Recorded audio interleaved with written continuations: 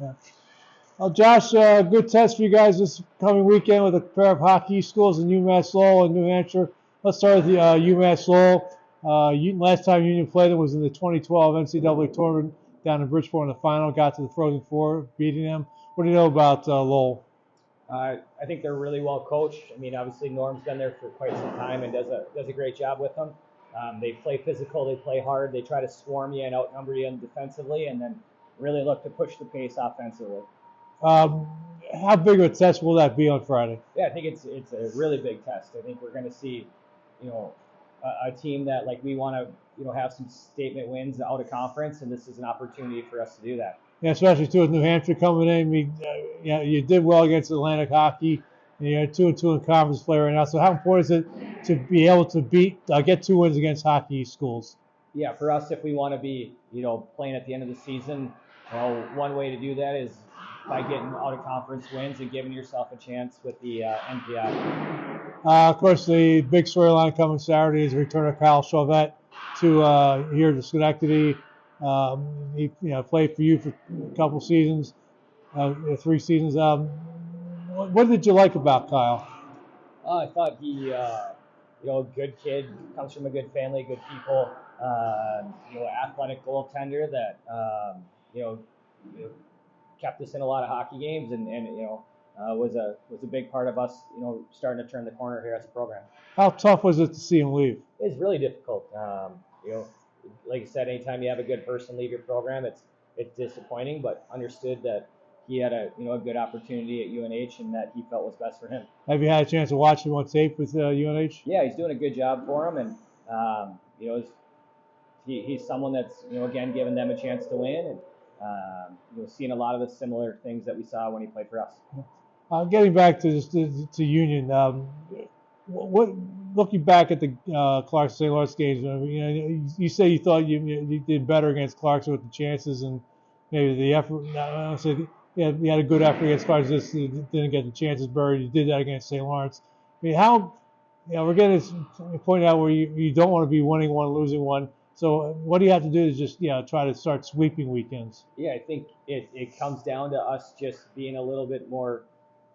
You can work really hard, but you got to work smart. And I thought at times there we just didn't make the best decisions, whether it was our back checking or whether it was just our stick position on little things that cost us to give up goals, and then just a little hungrier around the net. Got to get second and third opportunities, and I think that's the difference, right? Really, I mean, we're doing enough to win, but enough to not slam the door and finish the weekend out. As I mentioned earlier, it's the first time since 2012 NCAA tour that Union and Lower played each other. Did you ever watch that game when when they played in 2012 in Bridgeport? You know what, I can't say that I 100% did, but I was a big fan of college hockey when I was in junior hockey, and